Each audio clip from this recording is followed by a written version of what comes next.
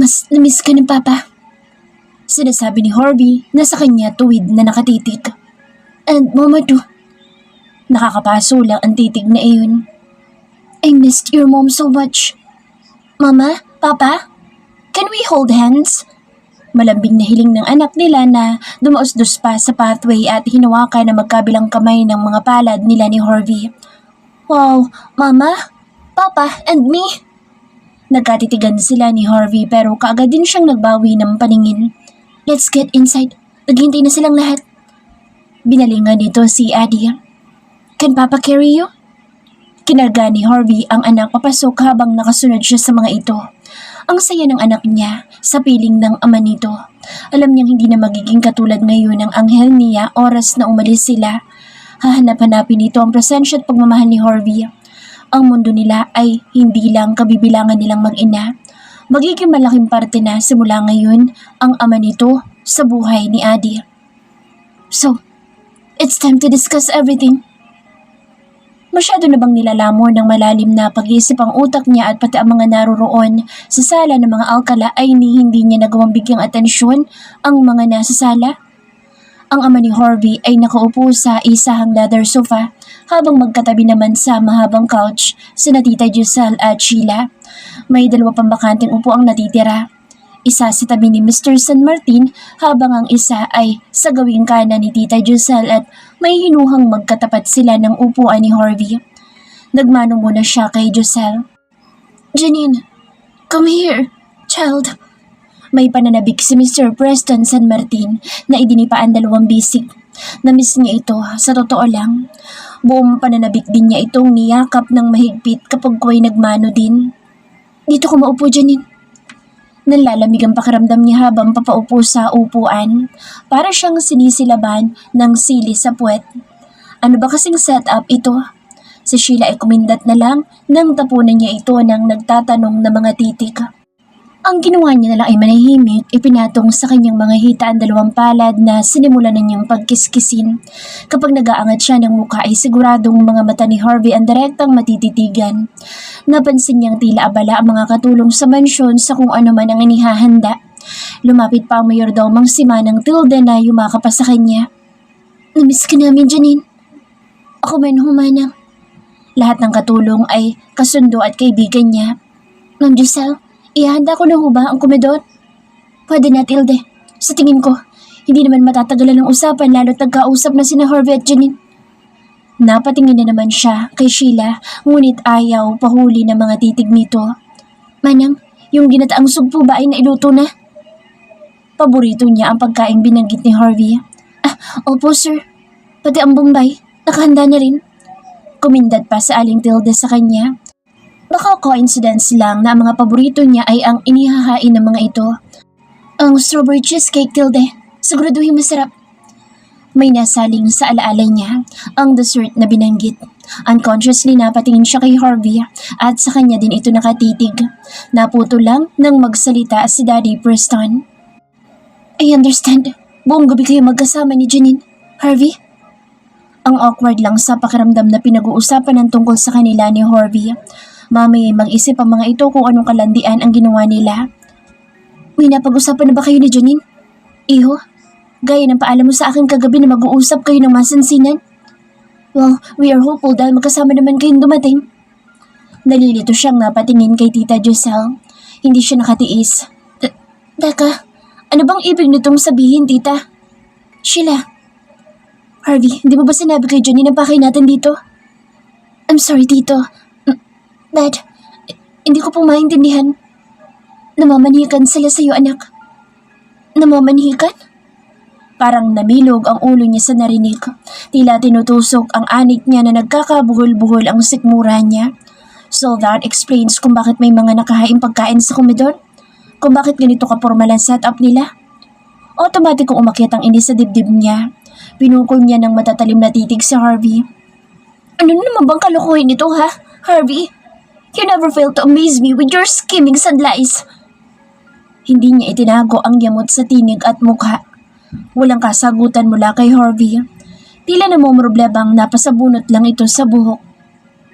Harvey, untag niya. Ramdam kaagad ang tensyon sa paligid. Bumuntong hininga si Harvey. Umayos ng upo at nangusap. I want us to get married. Yan dapat ang hiniling ko sa'yo kagabi but I couldn't pull the courage to do so. I want us to become a family. I want to give our daughter the complete family that she deserves. Kaya pinangungunahan mo ako? Inambush mo ako ng ganito? Kinadnap mo pa ang anak ko para lang magoyo ko? Hindi mo lang alam, Harvey, kung gaano mo ako pinag-alala. You just don't know how mother would feel each time na nalalayo ang anak sa kanya. Sa bagay, wala ka namang pakialam sa damdamin ng iba. May bahid panunumbat na iyon. Don't ever say that, Janine. Nagtagis ang mga bagang nito pero halatang tinitimpi ang anumang emosyon. Naisip mo rin ba ang nararamdaman ko nang malaman kong may anak pala ako? Pain was visible in his deep eyes. Nilayo mo sa akin ang anak natin. Kung may unfair man dito, ikaw yun, Janine. Idinamay mo siya sa galit mo sa akin. Umigting na ang boses ni Harvey. Ako? Ang unfair? Napatayo na siya. Sinalubong ang mga titig ni Harvey. Tunumbasa ng intensidad ng mga titig nito kahit pa nga naroroon pa rin ang tila humihigop na epekto sa kanya. Hindi mo alam ang pinagsasasabi mo. Bakit? Naramdaman mo ba ang hirap ko no ipinagbubuntis ko siya? You wouldn't have gone through all that kung saan hindi ka lumayo. But you were too angry to brush me off from our daughter's life. Pinuntahan kita, Harvey. Pinuntahan kita. Nilunok ko ang pride ko at mas pinairal ang pagmamahal ko sa'yo. Umuwi ako sa bahay. Hindi na niya naiwasan ang mapaiyak. Halos malunod ang mga sasabihan niya ngunit sinikap niyang magsalita. Pero anong nakita ko, ha? You and Megan on top of our bed. Naglulunay kayo sa kasalanan. Sobrang sakit, Harvey. Ilang araw akong nawala pero may ibang babae na kaagad sa buhay mo. Ikinama mo pa sa kama natin. Ang masakit pa, pinagtatawanan niyo pala ako kapag kayo lang dalawa. He was stunned.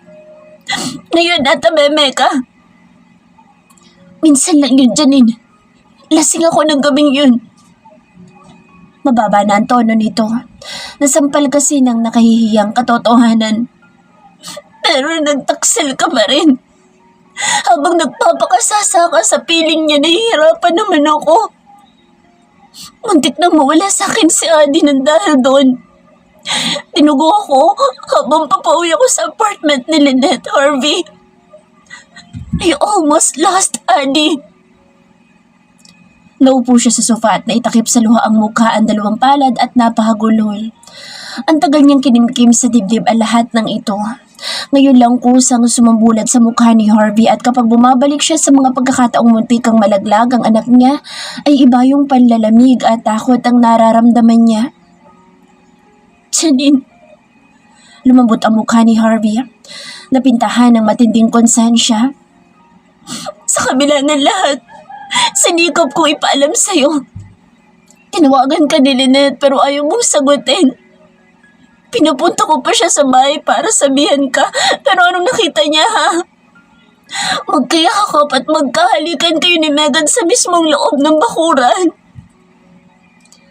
Ang lahat ng mga naroroon at sumaksi sa palitan nila ni Harvey ng mga salitay kapwa na nahimik.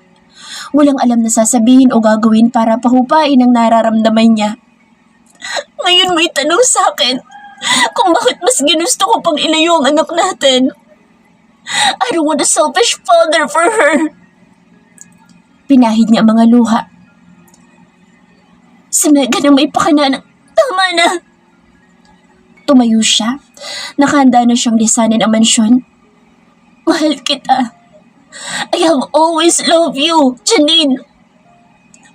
Napaka-desperado mo. Using the love card para lang makuha ang gusto mo.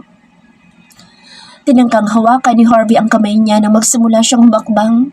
Iniiwas niya. Kung wala na tayong matinupang pag-uusapan, aalis na kami ng anak ko. Humakbang siya upang kunin si Adi na ngayon ay nasa hardin at kalaro si Daniel at binabantayan ng yaya. No, Janine. You won't take her away from me. This time, mahigpit ang naging paghawak nito sa kamay niya. Hindi na kayo aalis ng anak ko. Try me. Mapanghamon niyang sabi. Hindi na siya ang dating tatanga-tangang babae na titiklop dito. Kahit magdala pa ito ng isang batalyong bodyguards ay hindi na siya masisindak. Iwinaksi niya ang kamay ni Harvey na humabol pa sa kanya at iniharang ang katawan. I lost you once, Janine. I can't lose you now. Nasa mga mata nito ang determinasyon. Janine, walang kasalanan si Harvey. Pati ba naman ikaw, tita? Giselle, hayaan na muna natin si Janine. Pumagitna na din si Daddy Preston sa kanila. Son, pabayaan na muna natin si Janine. Give her time to think at baka masyado natin siyang binigla. But Dad, sinamantala niya ang pagpigil ni Preston kay Harvey. Mabilis niyang tinungo ang kinaroroonan ng walang kamalay-malay na anak. Kinarga si Addie at mabilis ang mga hakbang na tinawid ang hardin at ng gate. Mama, where are we going? Home, baby. Home. He could have imposed on her. Kayang-kaya naman niya sanang gawin. He can file for custody. Maaari niya iyong gamiting leverage para hindi natuloy yung lumayo si Janine. He had all the means pero gagawin niyan tama ang lahat. Another reckless move and it may ruin the slimmest chance of reuniting with his family. He will never be reckless again. Natuto na siya. Binalikan kita, Harvey. Naikuyom niya ang kanyang kamao. He hated himself for inflicting so much pain on her, and the possibility of losing Addie fueled his disgust for himself. Naalala pa niya kung paano sila humantong ni Megan sa ganoong senaryo. Lasing na lasing siya sa bar noon dahil wala si Baxter ay ang ina niya ang tinawagan ng stop para ipasundo siya. Epekto ng alak, mukha ni Janine ang nakita niyang sumundo sa kanya. You came back. Parang bata niyang sad habang nakatingala sa mukhang iyon. He even remembered making love with that apparition. Pero na maging klaro ang lahat, nang nawala ang epekto ng alcohol, sa kanya natagpo ang hindi si Janine ang katabi niya sa kama. It was Megan, lying naked beside him. Kagaya nito ay hubad din ito. He loathed himself for sleeping with another woman. What are you doing in my room, Megan? Parang kidlat siyang umalis sa tabi nito at pinagpupulot ang mga saplot at nagbihis. Megan just simply looked at him with a smile on her face. It was a triumphant smile. How the hell did you end up being with me? Inadya niya dito ang mga damit pambabae na nakita niyang nakalatag sa sahig. We made love, Harvey. Bullshit! Nasuntok niya ang pader sa malapit. He felt horrible with himself. Guilty siya. Imbes na matinag ay tumayo sa Megan na parang walang anuman ang nakarehistrong galit sa kanya. Walang pag-aalilangan na binaklas ang kumot na nakatabing sa katawan. She walked gracefully and sensually towards him. He may have slept with her while intoxicated, but seeing her right now, he felt nothing but disgust. Kahit gaano man kagandang alindog na nakahain sa harapan niya, walang anumang epekto iyon sa pagkalalaki niya. Oh, come on, Harvey. Ngayon ka pa mag-aalburuto na ganyan? Kung natapos na tayo? And last night, you were so well. Sa galit niya ay nadaklit niya sa Megan at nadaklit niya ito sa braso. May nangyari man sa atin o wala. I could care less you. Desperate woman. Now, I want you to get the hell out of here. Megan just smiled. Umangat ang palad nito tumaplos sa panga niya ngunit kaagad niyang nasalag ang kamay nito. I may have slept with you, but I will make sure this will never happen again. Now go, change, or else maglalakad kang nakahubad. Still defiant pero nagsimula na magbihis ang babae. God, paano ko makarating kay Janine ito? Hindi pa man na isasarado ni Megan ang panghuling butones ay kinaladkad na niya itong palabas ng silid. Kung pwede niya lang sanang iitsa ang babae sa labas ng gate ay kanina pa niya ginawa. Never come near me, Megan! Or else, mag-i-issue ako ng TRO sa'yo. Tuluyan na naglaho ang katiting na respetong itinira niya sa babae. Hindi porke at may nangyari sa kanila hahayaan niyang bakuran siya nito. Hinila niya sa Megan palabas ng pinto, pababa ng hagdan hanggang sa labas ng bahay. Do not ever show your face to me, ever again! May pinalidad sa boses niya. Bakit ang hirap mong abutin, Harvey? Sa kabila ng matigas na personalidad ni Megan ay dinaanan ng pait ang mga mata nito. I am winning cases here and there. But you are the one case na hindi ko kayang ipanalo. He could see and feel pain in her eyes and cracked voice, but he refused to give it a damn. Ang tanging ninais niya lang ay ang umalis na ang babae sa harapan niya. To his surprise ay bigla siyang sinunggaban ng babae ng yakap at halik sa bibig. Hindi siya kaagad nakahuma. Ilang sandali din bago niya naitulak ang babae. Sa lahat ng maaring masaksihan ni Lynette, ang tagpong iyon pa. Worse, nakita pa ni Janine ang nakakarinding tagpo sa pagitan nila ni Megan. Kaya niya hindi masisisi si Janine kung bakit ganoon kalalim ang hinanakit dito sa kanya. Shit! The universe must have worked against their favor. Laging may hadlang sa pagmamahala nila. Muli niyang itinuon ang paningin sa gawing silid ng two-story concrete house na kinaroroonan ng mag-ina niya. Ang kanina lang ay maliwanag na bumbilya na silid ay napalitan na ng malamlam na ilaw. Sigurado siyang natutulog na ang mag-ina niya. He wondered kung ano ang routine ng mga ito bago matulog, kung anong bedtime story ang pinapakinggan ng adi niya, kung ano ang nursery rhymes na kinakanta ni Janine sa anak. Kagaya din kaya si adi ng nanay niya na mahilig sumiksik sa kilikili niya kapag natutulog.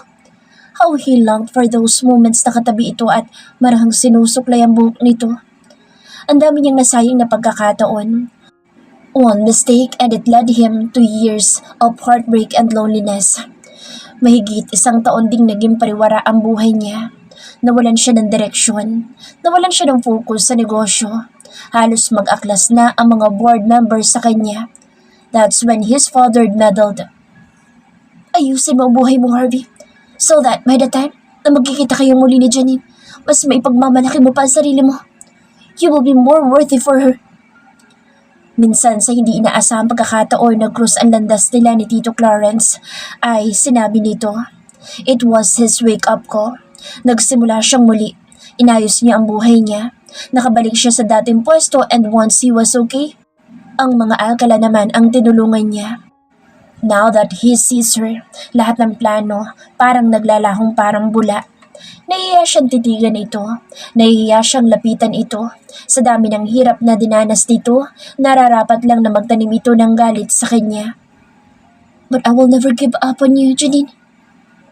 Kung kailangan magsimula siyang ligawan ito para mapaamoy gagawin niya, magtitiis siya. Ganito niya ito kamahal. Mahal na mahal. Walang ibang babaeng pumalit dito. Ito lang, wala nang iba. Kung sana lang, wala ang mga mapanirang tao sa paligid nila. Ang saya siguro nila. Kung maibabalik niya lang sana ang panahon, itatama niya sana ang nakaraan. Hindi pa huli ang lahat. Isinanggal niya ang ulo sa headrest ng upuan at hindi sinasadyang nahagip ng kanyang paningin ang side mirror. Isang itim na kotse ang nakaparada ilang metrong layo mula sa kanya. Nagsimula iyong umandar at ilang saglit pa'y lumagpas sa kanya. For some unknown reason ay namagneto ang paningin niya sa gawing unahan ng tintad na sasakyan. Somebody must have been lonely like him.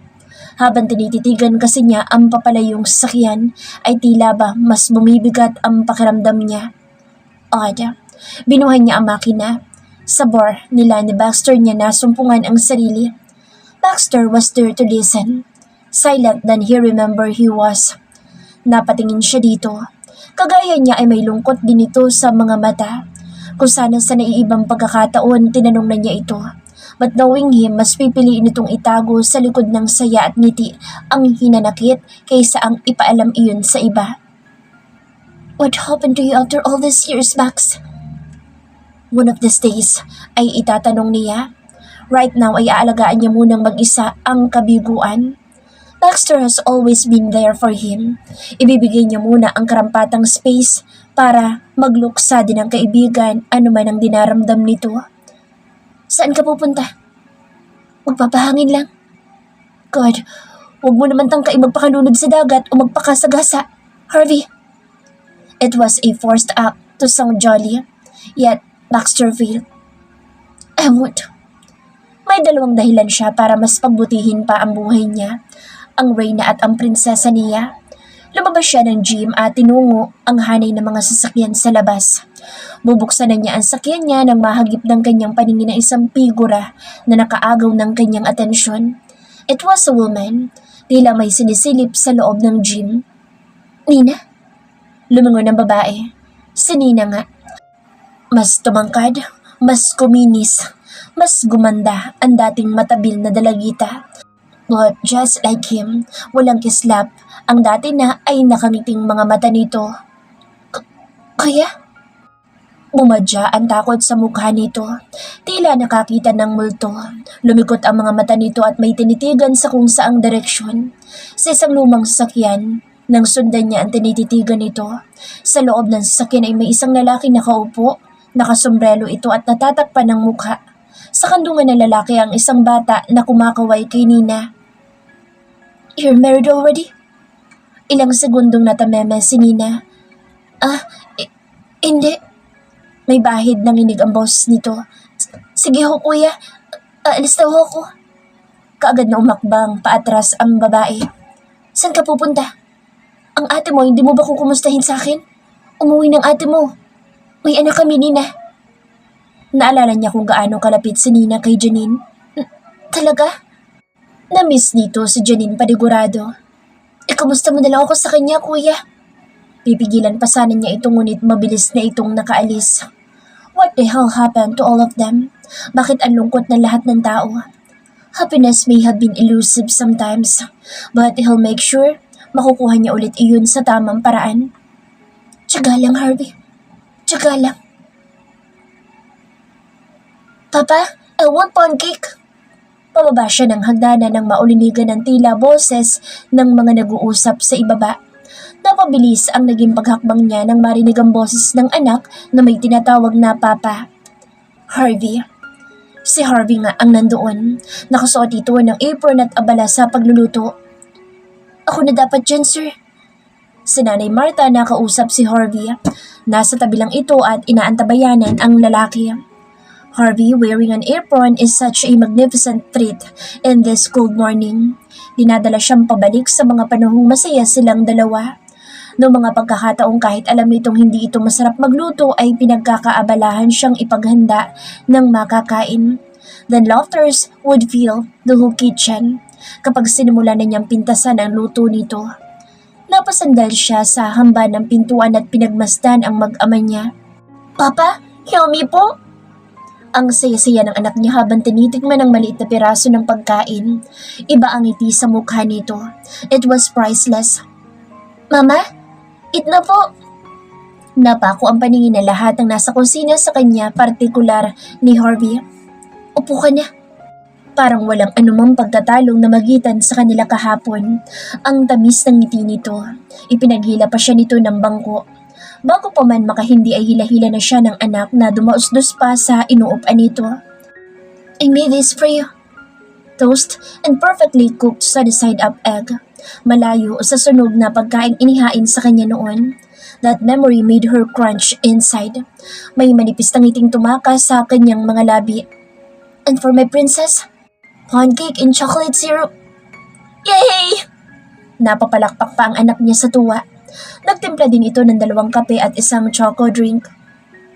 "Maiwanan ko na muna kayo ha at pupuntahan ko pang bake shop sa kanto." Nais din Nanay Marta na magkasarilinan silang dalawa ni Harvey. Parang kay galing nakuha ni Harvey ang loob ng matanda. Noong isang araw lang ay mangiyak-iyak ito dahil sa kinuha si Adi. Nag-iwan pa ito ng tapik sa balikat ng lalaki. "Busugin mo mag-ina mo ha?" "Opo, Nay." At nakikinanay na din ito. Naiwan silang 3 sa kusina. Ito ang pinakaunang beses na buo silang mag-anak na sila lang. Buo.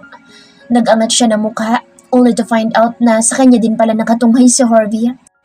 As usual, nandoon na naman ang kakaibang kislap sa abuhing mga mata nito, ngunit hindi maitatatwang may nakabahid ding lungkot. If only it was yesterday, she'd surely kiss those loneliness goodbye. Nahaplos na sana niya ang pangahang mukhang iyon at nahalikan ang mapupulang mga labi. Kiss. Ang labo niya. Then she caught that spark in Harvey's eyes habang nakatitig din sa mga labi niya. Parehas ang tumatakbo sa mga isipan nila. Napalunok siya at agad na nag-iwas ng mga mata. Walang pasubali. Her body knew too well how to respond to Harvey's warning gazes. "Mama, let's eat na po." Nahaplos niya ang mukha ng anak na halatang aliw na aliw sa kinakain. "Masyado namang matamis ang ibinigay mo sa kanya." Kay Harvey patungkol ang pangungusap pero kay Adi pa rin siya nakatingin. Mahirap na. Paminsan-minsan lang naman yan. We have to indulge her at times. Janine, hayaan mong ma-enjoy niya ang pagiging bata niya. May point nga naman ito. Pag nasobrahan kasi siya ni Sugar, madalas na naghihikab siya kasi na-energize. Baka kasi hindi mo na ma-enjoy ang company niya. Panandali ang nabitin sa ere ang tasa ng kape ni Harvey at napatitig sa kanya. The least I could do, Harvey. Sa'yo muna siya buong araw. Mag-father-daughter bonding muna kayo bago man lang kami umuwi ng Singapore. Totoo? Tumango lang siya. May karapatan dito kay Artie. Hindi niya ipagkakait iyon. Thank you. Naramdaman niya na lang ang pagpatong ng kamay ni Harvey sa kamay niya sa ibabaw ng mesa. God, ganoon pa rin ang init na hatid ng kamay nito. Ngali-ngali na niyang bawiin ngunit naging mariin na naging paghawak ni Harvey sa palad niya. Why can't we go back to the times when we were happy, Janine? Pasimple niyang binawi ang palad at tumayo habang hindi pa nagugupo ang depensa niya. Huwag na muna natin pag-usapan yan. Pwede naman tayo mag-co-parent sa kanya kahit hindi tayo kasal. Pwede natin i-discuss ang mga legalities, visiting rights, at iisa lang ang hinihiling ko. Huwag mo sanang paabutin sa puntong nahati ang isip at puso ng bata kapag nakarating sa korte ang lahat. Ayokong mamili ang anak natin sa ating dalawa. She could enjoy both worlds naman, diba? Sa piling mo at sa piling ko. Naging seryoso ekspresyon ni Harvey. I am not a monster, Janine. Ang sakta ng anak ko ang pinakahuli kong gagawin. She is precious to me. Kayong dalawa, kaya hindi ko kayo susukuan. Kayo ang ginamit nito. That's good to hear. Nasabi niya na lang. Pasampin niyang binawi ang kamay at hinalikan ang pisngi ng anak bago umakyat sa itaas at nagalungkat ng maiisuot nito. Hindi na niya kinain ang inihandang pagkain ni Harvey. Baka hanap-hanapin niya lang. Would you come with us, Mama? Nang ihatid na niya ito sa kotse ni Harvey ay tanong ni Adi. Umiling siya. Kayo lang ng papa mo. Next time, baby, kasama na si Mama. Nagliwanag ang mukha ng bata. Really, Mama? Umayo na lang siya. Next time. Inalalayan niyang makapasok sa kotse ang anak. Si Harvey naman ang nagkabit ng seatbelt nito. 3 p.m. ay dapat naririto na siya. No more hocus-pocus, Harvey. Nagbuga ito ng hangin. Bakit hindi ka nalang sumama? Himig pakiusap ni Harvey. I don't want to steal your thunder. Oras niyo ito. Sige na, sayang ang oras. Binigyang emphasis niya ang sinabi sa pamamagitan ng pagsilip sa rilong pambisig. Hatid niya ng tanaw o mag-ama. Pumanik lang siya sa loob ngunit bago siya tuluyang maisarado ang gate, ay nahagip ng mga mata niya ang itim na kotse sa unahan. Ewan niya, ngunit pakiramdam niya ay sa kanya nakatuon ang pansin ng kung sino man ang nasa loob noon. Harvey was a proud father to Adi. Sobrang saya niya na nakakasama niya ito ng ganito. No matter how brief this moment ay pagyayamanin niya. Dinala niya si Adi sa opisina at ipinakilala sa mga tauhan. Ang nalalabing mga oras ay ginugol nila sa pamamasyal. But time is such a tease. Patingin-tingin siya lagi sa kanyang orasan. Papa, always looking at your watch. Si Adi na nakahawak sa kanya habang kinakain ng pistachio ice cream. Habang naglalakad sila sa loob ng mall na pinagdalhan niya dito. If only he could hold back time. Palalawigin pa sana niya ang pagkakataong makasama ito at ang mommy nito. 2:30. It's time. Let's go home, Adi. Driving his daughter home had always been his dream. Yung siya ang personal na maghahatid sundo sa eskwela while Janine awaits them at home. Pwede naman niya ipilit kay Janine ang kasal na gusto niya pero hindi niya iyon gagawin. Sa puso niya ay naroroon ang hangarin na muling masungkit ang puso nito because somehow he could still see that glimmer of love in her eyes. O baka guni-guning niya lang din dahil yun ang gusto niyang isaksak sa kokote niya. How he never imagined loving and desiring as much as he desires her. Pero kailangan niyang ilagay sa tama ang lahat. Buo na ang loob niya. Niligawan niya si Janine. Kung sa tradisyonal man na paraan ay gagawin niya. Kung kinakailangang araw-araw siyang lilipad ng Singapore ay tatawarin niya ang dagat. Maging buo lang silang pamilya. Bubuin niya ang pangarap nitong magkaroon ng masaya at kumpletong mag-anak. Right now, ang gagawin niya lang ay hahayaan muna ito. ibibigay ang space na kailangan nito kahit mabigat sa dibdib.